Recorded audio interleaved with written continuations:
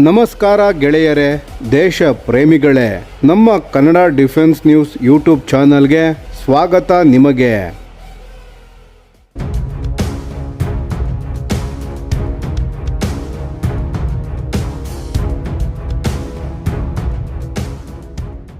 ಸ್ನೇಹಿತರೆ, ಇತ್ತೀಚೆಗೆ ಒಂದು ಅತ್ಯಂತ ಗಂಭೀರವಾದ ಮಾಹಿತಿಯು ಬಹಿರಂಗವಾಗಿದೆ ಮತ್ತು ಇದು ನೇರವಾಗಿ ಭಾರತದ ಭದ್ರತೆಗೆ ಸಂಬಂಧಿಸಿದೆ.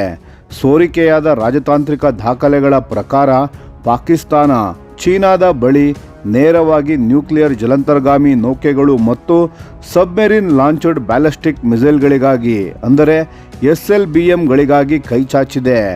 ಇದು ಸಾಮಾನ್ಯ ಶಸ್ತ್ರಾಸ್ತ್ರ ಖರೀದಿಯಲ್ಲ, ಇದು ಯಾವುದೇ ರಾಷ್ಟ್ರದ ಅತ್ಯಂತ ಸೂಕ್ಷ್ಮ ಮತ್ತು ಮಹತ್ವಪೂರ್ಣ ಶಕ್ತಿ. ಸಮುದ್ರದ ಆಳದಿಂದ ನ್ಯೂಕ್ಲಿಯರ್ ದಾಳಿ ನಡೆಸಬಲ್ಲ ಸಾಮರ್ಥ್ಯ.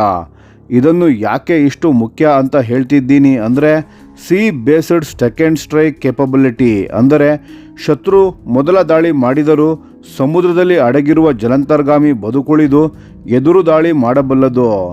ಇದು ಪರಮಾಣು ತಡೆ ಶಕ್ತಿಯ ಅತ್ಯಂತ ವಿಶ್ವಾಸಾರ್ಹ ರೂಪ. ಪಾಕಿಸ್ತಾನ ಈ ಸಾಮರ್ಥ್ಯಕ್ಕಾಗಿ ಕಳೆದ 20 ವರ್ಷಗಳಿಂದ ಪ್ರಯತ್ನಿಸುತ್ತಲೇ ಇದೆ. ಬಾಬರ್ 3 SLBM ಮತ್ತು ಅಗೋಸ್ಟಾ ವರ್ಗದ ಜಲಾಂತರ್ಗಾಮಿ ನೌಕೆಗಳ ಮೂಲಕ ಅವರು ಈ ಗುರಿಯನ್ನು ತಲುಪಲು ಪ್ರಯತ್ನಿಸುತ್ತಿದ್ದಾರೆ. ಆದರೆ ತಾಂತ್ರಿಕ ಸಮಸ್ಯೆಗಳು ಮತ್ತು ಹಣಕಾಸಿನ ಅಡೆತಡೆಗಳಿಂದ ಆ ಪ್ರಯತ್ನ ಅಷ್ಟಾಗಿ ಮುಂದೆ ಹೋಗಿಲ್ಲ. ಹಾಗಾಗಿ ಇಸ್ಲಾಮಾಬಾದ್ ಈಗ ನೇರವಾಗಿ ಬೀಜಿಂಗ್ನ ಬಾಗಿಲು ತಟ್ಟಿದೆ.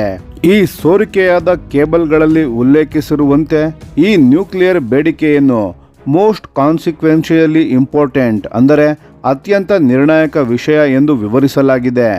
ಇದು ಪಾಕಿಸ್ತಾನ ಚೀನಾ ಸಂಬಂಧ ಎಷ್ಟು ಆಳಕ್ಕೆ ಹೋಗಿದೆ ಎಂಬುದನ್ನು ತೋರಿಸುತ್ತದೆ. ಈಗ ಭಾರತದ ಪರಿಸ್ಥಿತಿಯನ್ನು ನೋಡೋಣ.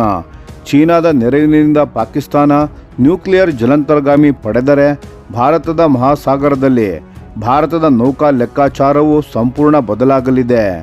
ನವದೆಹಲಿ ತನ್ನ ಆಂಟಿ ಸಬ್ಮೆರಿನ್ ವಾರ್ಫೇರ್ ಸಾಮರ್ಥ್ಯ, ನೌಕಾ ಪರಮಾಣು ನಿಲುವು ಮತ್ತು ಒಟ್ಟಾರೆ ತಡೆಶಕ್ತಿ ಇನ್ನಷ್ಟು ವೇಗವಾಗಿ ಬಲಪಡಿಸಬೇಕಾಗುತ್ತದೆ.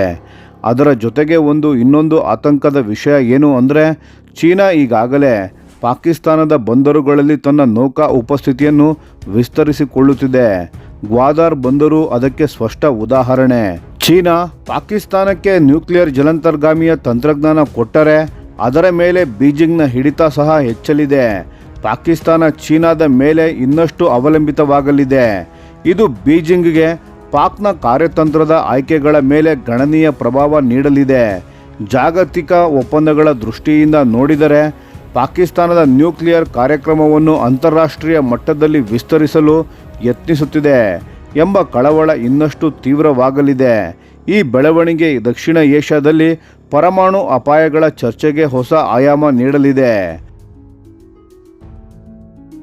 ಭಾರತ ತನ್ನ ಪರಮಾಣು ಟ್ರಯಾಡ್ ಅಂದರೆ ಭೂಮಿ, ಆಕಾಶ ಮತ್ತು ಸಮುದ್ರ ಆಧಾರಿತ ನ್ಯೂಕ್ಲಿಯರ್ ಶಕ್ತಿಯನ್ನು ಇನ್ನಷ್ಟು ಆಧುನೀಕರಣಗೊಳಿಸಬೇಕಾದ ಅಗತ್ಯ ಇದೆ. INS ಅರಿಹಂತ್ ಮತ್ತು ಮುಂಬರುವ ಪರಮಾಣು ಜಲಾಂತರ್ಗಾಮಿ ನೌಕೆಗಳ ಮೂಲಕ ಭಾರತ ಈಗಾಗಲೇ ಈ ದಿಕ್ಕಿನಲ್ಲಿ ಹೆಜ್ಜೆ ಇಡುತ್ತಿದೆ. ಆದರೆ ಈ ಸೋರಿಕೆಯಾದ ದಾಖಲೆಗಳು ಒಂದು ಸ್ಪಷ್ಟ ಸಂದೇಶವನ್ನು ನೀಡುತ್ತಿವೆ.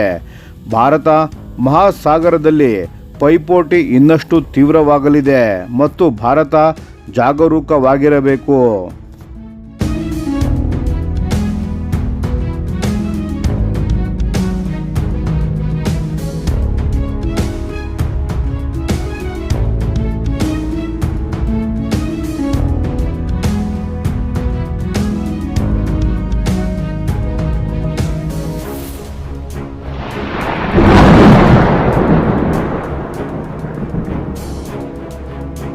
ಈ ವಿಡಿಯೋ ನಿಮಗೆ ಇಷ್ಟವಾಗಿದ್ದರೆ ಲೈಕ್ ಮಾಡಿ ಮತ್ತು ನಮ್ಮ ಚಾನೆಲನ್ನು ಸಬ್ಸ್ಕ್ರೈಬ್ ಮಾಡಿ ಹಾಗೂ ಬೆಲ್ ಐಕಾನ್ ಒತ್ತಿ.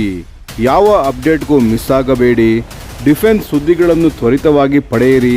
ನಿಮ್ಮ ಬೆಂಬಲವೇ ನಮ್ಮ ಶಕ್ತಿ. ಭಾರತ ಬಲಿಷ್ಠವಾಗಲಿ ಎಂದು ಆಶಿಸುತ್ತಾ ಭಾರತ ಮಾತೆಗೆ ಜೈ. ಧನ್ಯವಾದಗಳು.